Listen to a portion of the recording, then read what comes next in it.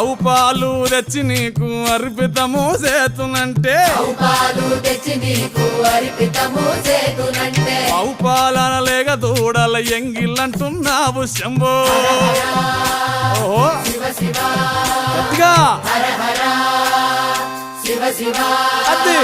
సాంబ శివ నీదు మహిమయన్నటికి తెలియదాయే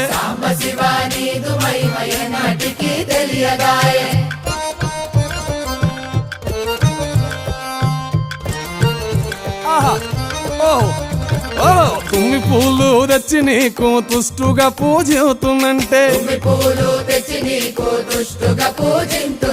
కొమ్మ కొమ్మన కోటి తుమ్మెదలెంగిలంటున్నావు శివ